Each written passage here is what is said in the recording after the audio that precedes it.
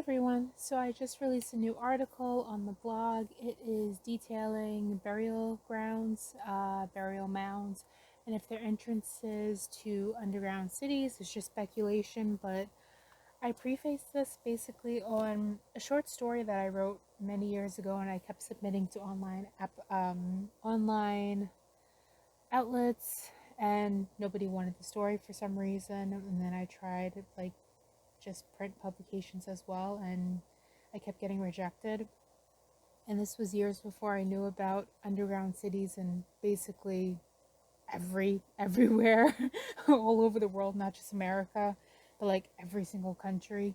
Even places like Hawaii have underground cities and tunnels, and underground cities and tunnels that connect specific buildings and cities.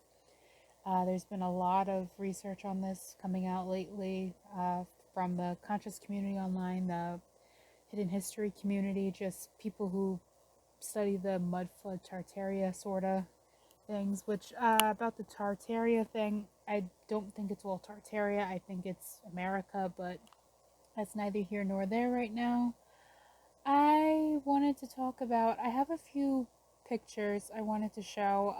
I have a lot of pictures on my computer, but for some reason my computer force updated like twice today, and now I can't open my pictures without being online, and I'm not online currently. I've been using a lot of stuff through my phone because I just don't have Wi-Fi anymore right now.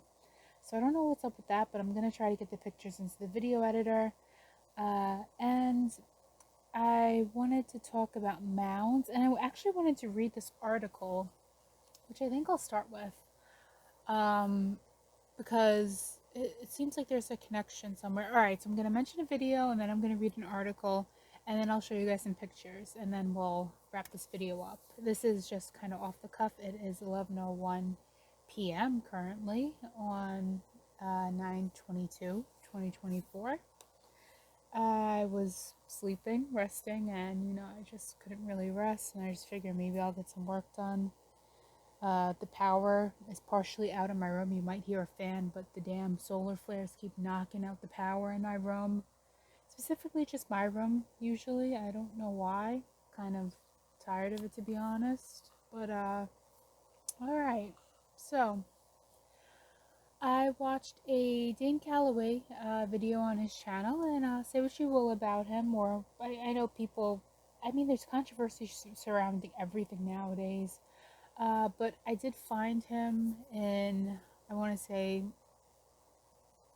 2017, 2016, maybe, if he was on YouTube, just his early days, and that's how I actually learned how to do my genealogy, and that's kind of, he's basically one of the YouTubers who started me on this journey, so I can't really say anything bad about the guy. I know a lot of people since then have tried to tear him down. I have nothing really bad to say about the man. I know I didn't need to add that. I just felt the need to get that out of the way.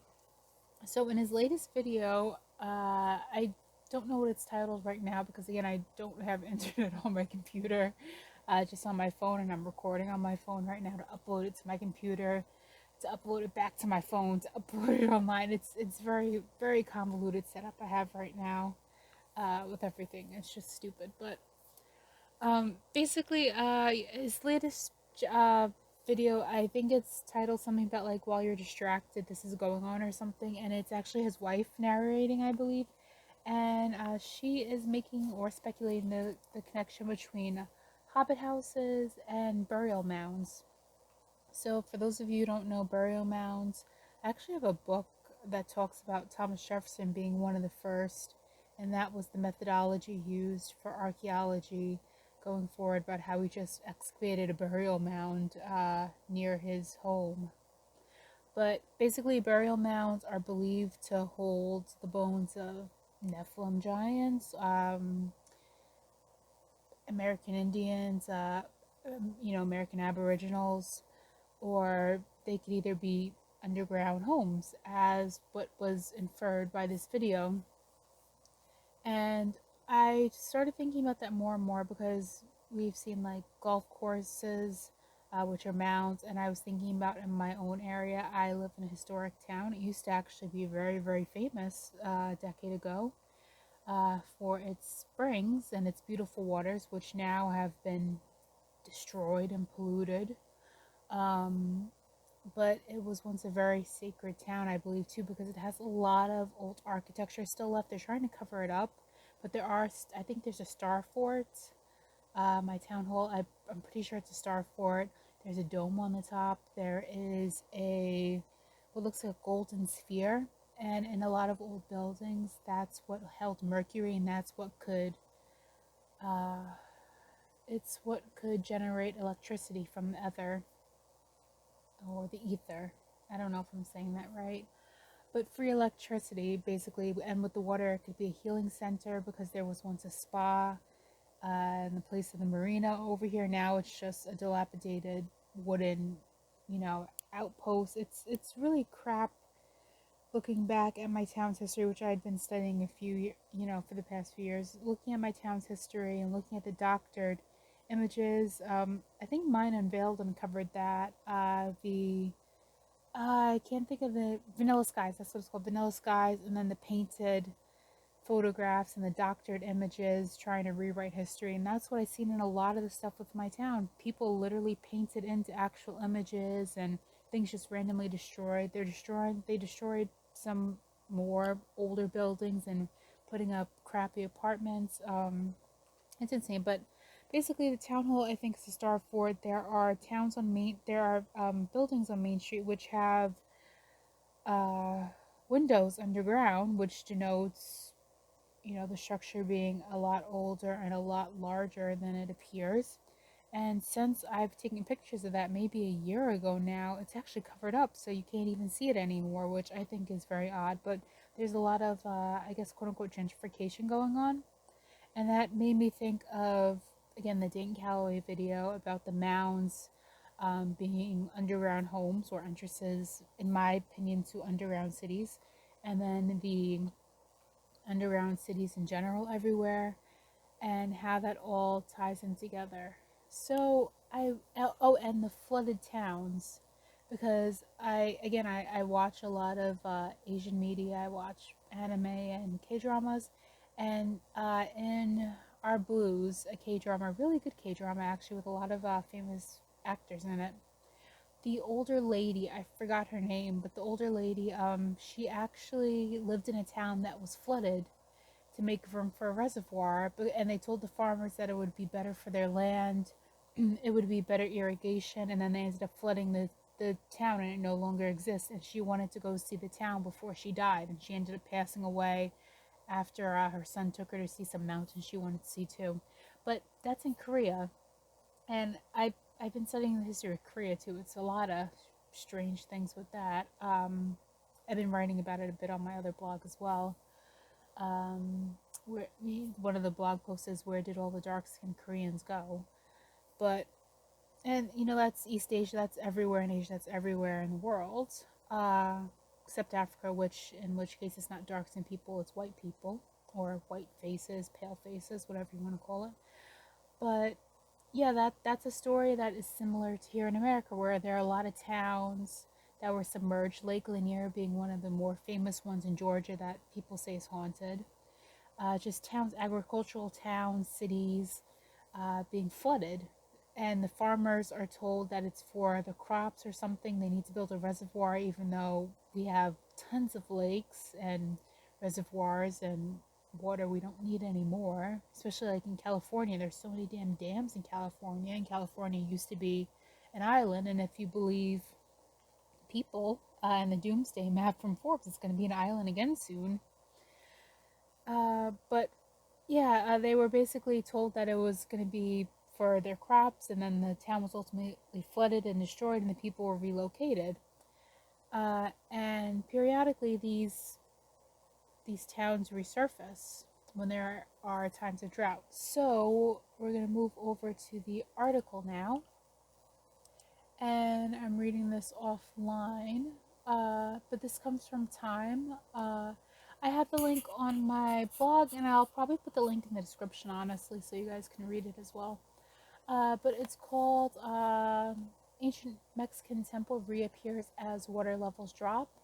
And again, this is from time.com. It's world news, and this is from 2015. And I actually remember hearing about it in 2015, and I think there was another one in 2023 or sometime during the pandemic. I have to look that up because this one wasn't in my bookmarks, and I know I bookmarked the other one I heard about.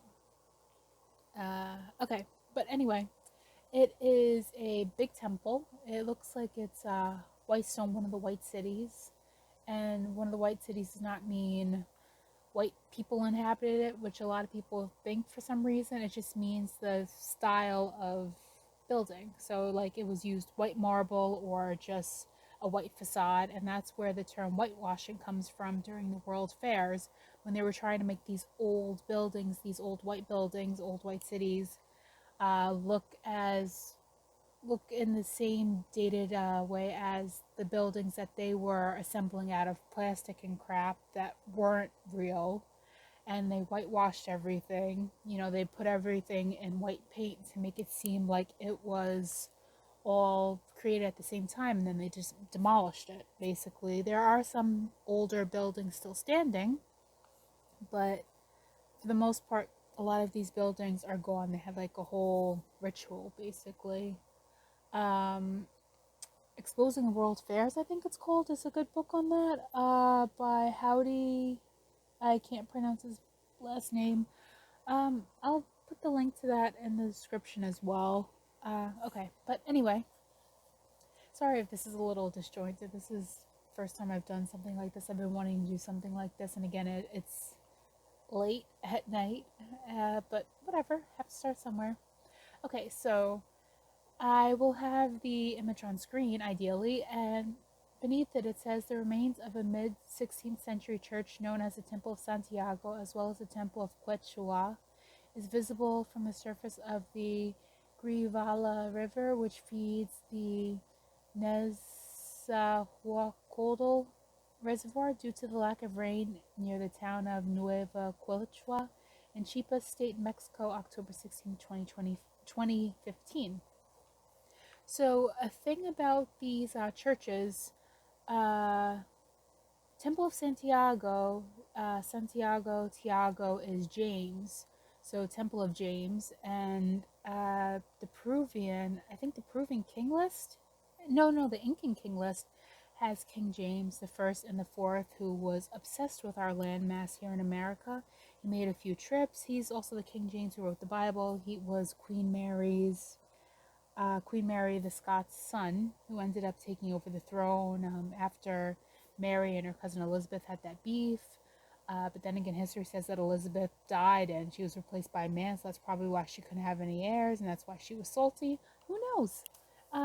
English history is really wild. I've been studying that too. But the thing about these temples, they were these quote unquote conquistador temples were built over temples that had already existed. So if there was a temple or a mound, the Spaniards or whoever was coming to spy, and later known as explorers and conquistadors, but they were spies for the crown, whatever crown they were hired by, whatever crown they worked for. They actually would rebuild on top of the structures that were already there. And these structures built by the indigenous, the aboriginals of the area, they were usually aligned with the stars, and they were aligned with ley lines in the earth. So they were aligned not astronomically. Oh, what is the word? Cosmology. It was aligned with cosmology. I'm not even going to edit this. It was aligned with cosmology, and it was aligned with ley lines to maximize the energy of the place to be a place of healing.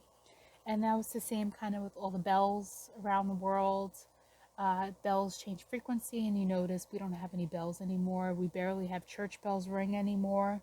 I remember that used to ring every hour when I was younger. I have a few churches near me actually, and only one of them rings, and it's only on weekends. And it's half-assed too. They don't even ring it at the right time. Like, it'll be 12 o'clock and 12:07 they start ringing, and it's like a pre-recorded bell. It's not even a real bell for the frequency. And that makes me think of the Liberty Bell. What happened to that? What cracked that bell? But okay. Continuing on with the article, written by Maya Rodon. Interesting name there, Maya, because this is a Maya temple. What What a coincidence. Okay. Drought conditions at a reservoir in Mexico have caused water levels to drop and reveal an ancient temple that has been submerged under about 100 feet of water since the 1960s. Water levels at the Nezahualcóyotl Reservoir in Mexico's Chiapas state have dropped by 82 feet or 25 meters, bringing parts of the ancient Santiago temple to the surface. And you notice that they called it two different things. They called it an ancient temple, which would denote the Maya influence, and then they called it the Santiago temple. So it's like they're referring to two different things, unless that's just me catching that. But tell me what you think. According to the Associated Press, the temple was likely constructed by Spanish colonists in the 16th century, but abandoned around the 1770s when the plague hit. So they like saying this a lot, but if you actually look at old pictures of Mexico City, especially, it was beautiful. It looks like the architecture of this temple. The Spaniards did not have things like this back where they lived. They did not just show up with what they call hostile natives around and start building all these structures and leave. They say that everywhere in the world, even in places like Australia, before they even found Australia or found it dead, found the city abandoned, which again would hint to my point of maybe everybody just went underground when these things were happening, and like in Black Panther 2, they're underground or they're underwater and they're just watching everything, observing and waiting to come back. Same with the people in the outer worlds, the extraterrestrials, the people from the extra terra, the extra land, beyond the ice walls that, the Antarctic Treaty nobody can go to. But these quote-unquote elites. But yeah, in the 1770s when the plague hit, I don't know what plague they're referring to. I will look that up later. Again, I don't have the internet right now to do so. The temple's resurfacing has brought boaters and fishers to the area, but it isn't the first time parts of the 183-foot long and 42-foot wide structure has been revealed, according to The Guardian. In 2002, water levels at the reservoir low enough that people could walk through the church. I guess they cut something off in this article. Was it clipped? That sentence doesn't make sense. But okay, so they're already saying that this is resurfaced before, in 2002. But 183 foot long and 42 feet wide. So you're telling me the Spaniards just showed up in the 16th century? I mean, I know this isn't true, and you probably do too if you're watching this video for the most part, but they showed up in the 16th century, didn't know anything about this landmass, apparently didn't know this existed, quote unquote, they say, even though they had a route, and the Moors were expelled in 1491 from Spain. And then in 1492 they took the same path and were able to get by because Atlantis had sunk. Or Atlantis, after Atlantis sunk, the cataclysm, the Atlantic Ocean wasn't as messed up. That's one theory at least. But anyway, so you're telling me they just showed up. They're supposed to be spying and studying the quote-unquote primitive natives. Well, primitive means advanced, actually, in the etymology. So they're supposed to be studying the dumb natives, let's say that, right? They're supposed to be studying these dumb people who don't know how to do anything, and they're trying to civilize them. And they actually just take the time out of trying to civilize these quote-unquote savages and trying to learn about the culture, learn about the language, learn about their surroundings, learn about food, send food back. In this time, they have the time to build an 183-foot long and 42-foot wide structure, unmolested, and then they let that structure that supposedly the Spanish colonists built be sunk in the 60s for a reservoir. Does that make any sense? No, it doesn't. Okay, continuing on. It was a church built thinking that this could be a great population center, but it never achieved that, architect Carlos Naverte told the AP. It probably never even had a dedicated priest, only receiving visits from those from Tecpatan, a nearby monastery. how would you know that? Why would you speculate that? And then the article just ends. It's a 1 minute read for a supposed temple built by Spanish colonists. I guess they didn't write about the temple they built, but they wrote about everything else, and they just didn't write about how they constructed this temple. And it's been here for what they say 400 years, if it's the 1600s. And they don't mention the supposed Spanish colonists who built it. They don't mention any of their records. They quoted this random architect that says he thinks the church could have been a great population center, but it never achieved that, and it probably never even had a priest. But the priests and the priest kings were different in. I'm assuming this is a Maya temple, or I mean the name is interchangeable. It doesn't even really matter. But this temple, they're making it seem like a dedicated priest, like this was like a sort of like a Christian temple, and it probably wasn't. I mean, they tried to make it seem that way.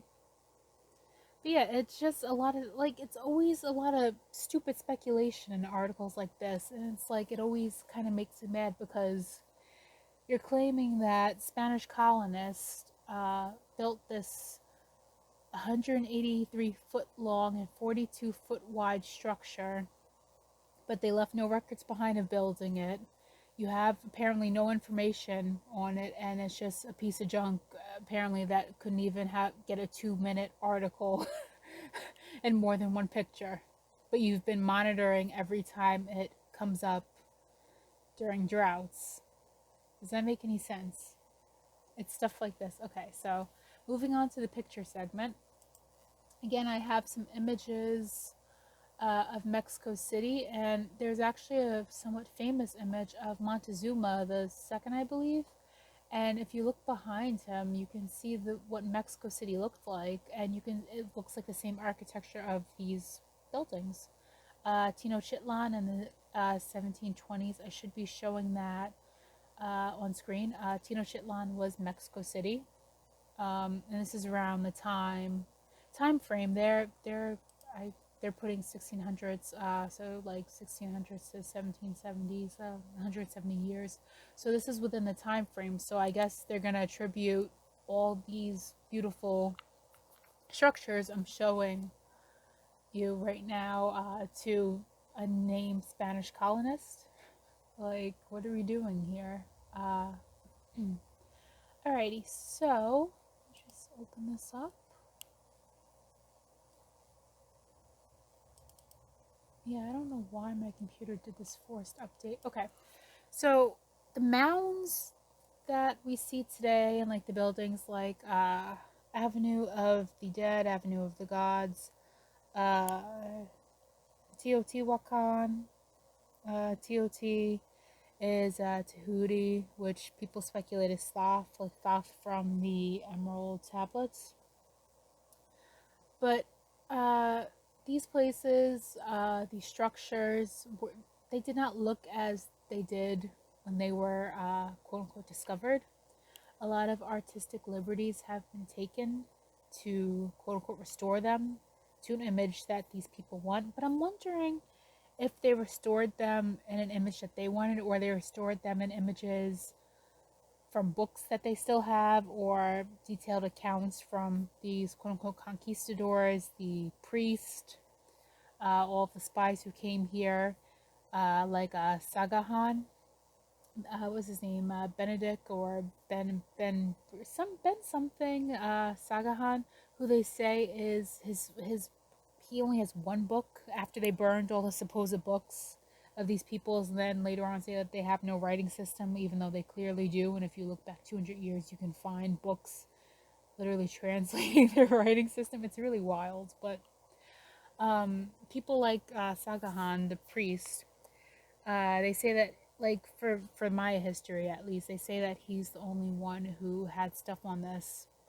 After he burned everything, it's just his records that were left. But then they keep coming out with all these books and all these new gods and all this and all that. And the book isn't that long, what they say Sagahan's record is, reaccount is.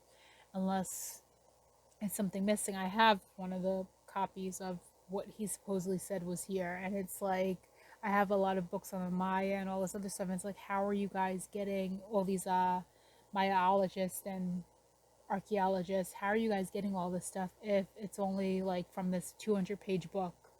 And you're getting all this outlandish stuff and all these outlandish terms and this and that. Like, it doesn't make sense. So I'm thinking a lot of it is probably under the Vatican. A lot of the records under the Vatican tunnels, the library, that you can only request a book if you know the title of it. Otherwise, they won't tell you it exists. That sort of deal. Uh, that's what I think happened with some of these artistic restorations, because it makes no sense to make it look this way. Like, I should have Chichen Itza, the Mayan temple in the Yucatan, before and after the restoration. So I think it's 1889.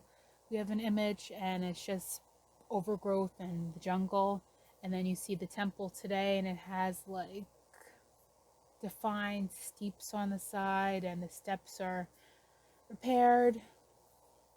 And then we have like Machu Picchu, which they've really been doing a number trying to get things out of Peru. But Machu Picchu, we have the hidden structures there, and temples. The temples. It's a colorized photo from 1911. I should be showing. And then we have mounds, other places. The burial mound of the first Chinese emperor is very interesting to me. I've been studying that for quite some time. I'm going to put that on my other blog, because that's, related to Asian, everything related to Asian animation I'm doing on my other blog. But that sort of burial mound, the structure, the sort of style, it seems like it's everywhere at one point in time. Same with a lot of these statues that have similar characters, similar figures, and then all of a sudden now, these archaeologists, which, I mean, again, they can't go against the narrative, otherwise they won't be paid and they'll be kicked out of academia. So it's like, I blame them, but I don't blame them. It's like a two-edged sword in a way. But a lot of these people will not go against the established timeline. They're not allowed to. So, of course, they don't make the connection to like the burial mounds in China, or Xi'an, China, just tons of burial mounds, sacred place, or like what I should be showing right now, the Marlborough Mound in England, which is, again, the whole point of this video.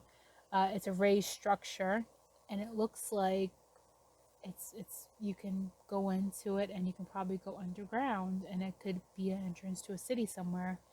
And I remember reading an account, I can't think of what president it was, but it actually is an official thing. I don't remember if it was declassified or what, or it was put into a book and then it was later declassified. I have to find that. That they were looking for one of these entrances to an underground city, and a guardian appeared, and they stopped them, and the guardian was going to fight them to the death if they didn't leave. They were protecting something, and this was, I think, the 60s or the 70s. It wasn't that far off.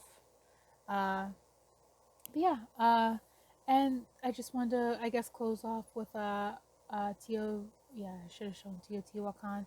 The Moray Incan ruins in Peru, kind of like the Grand Canyon, which looks like a quarry, and then it has the Egyptian artifacts according to the Kincaid expeditions that the Smithsonian now claim don't exist, even though there's newspaper articles and all this other stuff. But the Moray Incan ruins in Peru, they're saying it's like an agricultural quarry or something. But I feel like, those old video games, or like those sort of Tomb Raider video games, Far Cry. Not Far Cry. What's Nathan Drake, his video games, which I feel like that's just literal history, recent history, and they're just putting it in a video game. But the center looks like a platform. Like if you stepped on it, like a Shadow of a Colossus sort of video game, you stepped on it, or you stepped on a certain stone, it would go down and descend underground. That's what that looks like to me. But what do you guys think? I just wanted to end it with the recarved Kemet Sphinx in Africa, what they call Egypt, that little 3 pyramids and the one Sphinx. And Egypt is in America, Tamari is in America, Kemet is in Africa. And if you believe Thoth and the Emerald Tablets, Thoth actually said that he created that little patch of what they consider Egypt today by basically using frequency warfare on the inhabitants there to build what he wanted. But the recarved Kemet Sphinx, if you look, you can actually see different features in the first picture as opposed to now, and they made it look more, I don't even know, and they even had stones, so a lot of weird stuff. But tell me your thoughts. It's 11:30. I've been talking for 30 minutes, so I'm gonna be quiet now, try to edit this, upload it, and yeah. Tell me what you think about these underground mounds. Do you have any mounds or even pyramids near you in your local woods, in your cities? Are there buildings that have windows underground? Again, a lot of people have been finding this stuff since, I mean, it was going on before the pandemic, but since a lot of people have come into this information, there are so many videos in so many different towns of people just walking around pointing this stuff out. It's really cool. But have you experienced that in your town? Let me know your thoughts. Leave them in the comment section below. And until next time, I will see you guys again soon. Bye bye.